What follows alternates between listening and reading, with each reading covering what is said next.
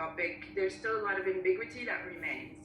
And we identified 3 points that we felt could benefit from clarification, and these were used to set our at the time when I started researching this topic.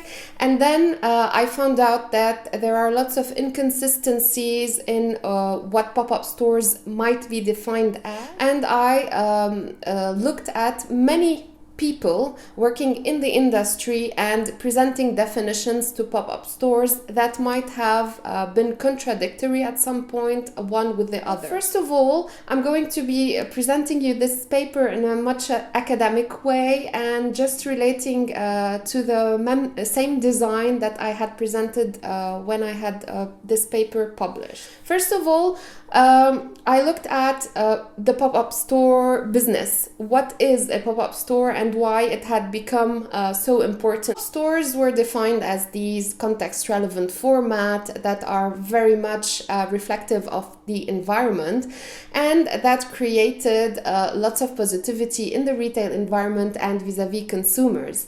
And it was also a great way to respond to consumers and their ever-changing preferences. And this after the recession that hit Europe and North America around 2008, we have seen much of these stores popping up a little bit everywhere. Pop-up stores' initial definition was attributed to that of smaller merchants setting up playful installations, proposing merchandise, and then disappearing as soon as this merchandise wearied or disappeared. However, this definition was later on elaborate and developed further, so that these stores were something of equally beneficial to brands and consumers. It was a format that is attractive and that is of limited time duration. It had a lot of relationship with seasonality, and seasonality played a key determining factor in the conception and presentation of pop-up stores. It was also considered as a communication tool that has lots of abilities to reflect the concept of the pop-up store and convey or transport a message through it. And it helped digital native brands take physical form. And most of all, pop-up stores were much related to the location in which they pop-up in.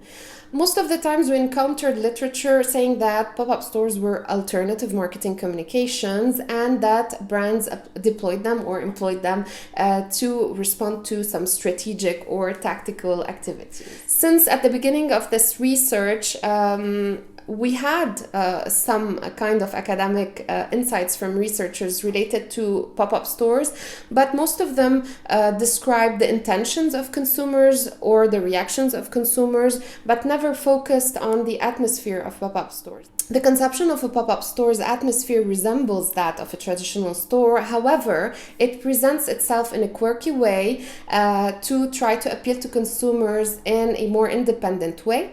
And it tries to personify the brand and give it form and validate it in a real-time format in order to make more sense for consumers and present them with more happy and entertaining shopping experiences.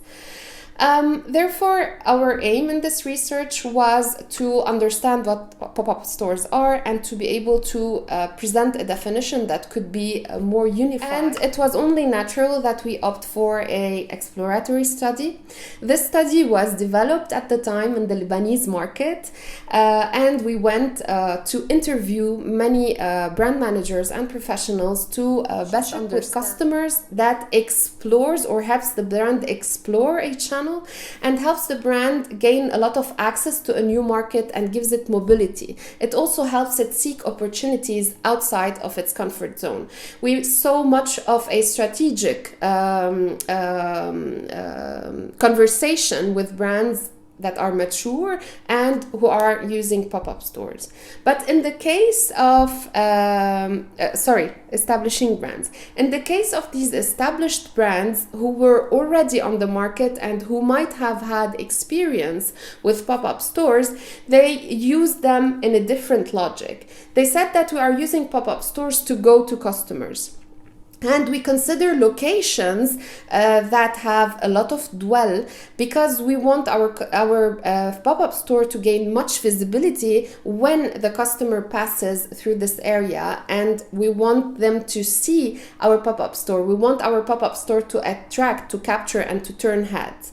And in this omni-channel retailing era, the pop-up store's atmosphere became much of a crucial touch point that connects customers with the brand and all of the other channels, especially social media. Two groups of developing brands and mature brands, and we saw that the pop-up store for the first is used because the brand has no resources and the brand wants to create a momentum, explore opportunities or channel, and in order to do that they use the pop-up store as a short-term strategy to intrigue, to test, to experiment, and to learn.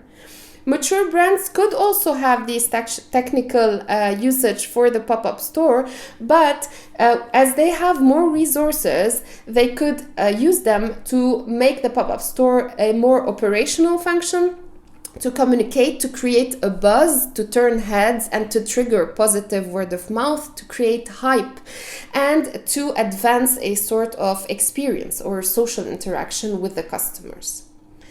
It's important as well to understand that we have highlighted this idea related to positioning. Pop-up stores help the brand serve its strategy, either as being used as a sole physical format or as a supporting physical format. And we have seen that pop-up stores help facilitating information. They help the brand dress up differently when popping up and conveying an identity when it appears at this right time and this right place. So it really helps in the brand's positioning strategy whenever it was used correctly. And therefore, we have also highlighted in this chart that the pop-up stores has to be developed following the brand's identity, positioning, and objectives, either to distribute, communicate, or to do both. And finally, our findings were that yes, pop-up stores are a source of stimulation. They are a means of interaction and help brands get closer to customers. They help brands convey a message, but most importantly, they help exchange something with the customer. And this exchange could be social and not only transactional. They advance an experience, and the experience's valence could change with the pop-up store's functionality, form, and format. So the pop-up store is more than a utilitarian format, and it helps the brand achieve much more than a transactional aspect related to its relationship with the customer. We know that our research has limitations because of the specificities of the local Lebanese market. We hope that this study could be repeated on other markets or across geographical areas. We also hope to compare markets of the Middle East with the European and North American markets, because this deserves to be put into perspective. And we also understand that our study has limitations due to its exploratory nature. So on that point, I would say that I'm done. Amazing. With 18 seconds to go, that is very good. I've tried my best. I want to stop sharing. Okay, everyone feel free to put your cameras on so we can see that you're still there in the room. Brilliant. Thank you, Galia. Really interesting presentation. Of course, I see a lot of similarities with what I was doing. I particularly enjoyed your figure one with the different aspects of how the brand gets to define the pop-up, because I see a lot of things. It makes me feel better because I arrived at a lot of the same conclusions in identifying things that we need to consider for a valuable in-store experience in terms of the brand formula. You mentioned that you wanted to start doing similar studies abroad, And I think that's the most interesting for me, is where have you already considered starting, and is there anything already in the pipeline? And thank you for your question. Actually, yes, this first study was done in the Middle East. I have moved since to France and I am pursuing studies on the French market. And I have repeated the observations and the in-depth interviews to understand again the definition of pop-up stores here and there, and I have taken this to a deeper level into not only studying pop-up stores in general, but I have categorized different types of pop-up stores that are transactional or event-based to see if there are differences in the discourses related to one and the other, because a lot happened since 4 or 5 years, and pop-up stores are becoming new tools that brands integrate in their strategies. So it was important to understand if there are differences with the utilities and usages, and of course with the experiences that could apply in one or the other. But do you then do comparative cultural interpretations as well? Because so just for information, I did on pop-ups. The engagement with the industry said, you know what, it actually suffers by the name. The very use of pop-up is so overdone. Yes. My question is, are pop-ups passé Passé. now? What's next? What's next? What's the next iteration? I have got into that. Actually, when I was doing my qualitative data collection, I was listing some stores to go visit as they have a pop-up. And I discover one pop-up store that is in a very famous area in Paris, which is on the Canal Saint-Martin. And with lots of confidence, I go to the pop-up store and I go into that store with a very big sign. So I go into the store and I ask the manager, "Hi, my name is Ghalia. I'm a researcher. I would like to ask you some questions about the pop-up store." And she stops me directly. Madame, je dois vous arrêter.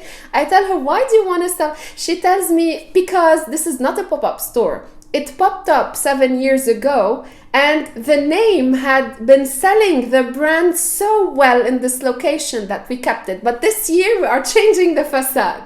So it was interesting to the extent that, yes, the name sold alone. However, great presentations today. You will obviously get the benefit from the Padlet. So for anyone in the room who's got some observations or thoughts or perspectives, please do post them, because everybody then will get the benefit of that. I will see you back in the main room. Thank you ever so much. Thank you so much.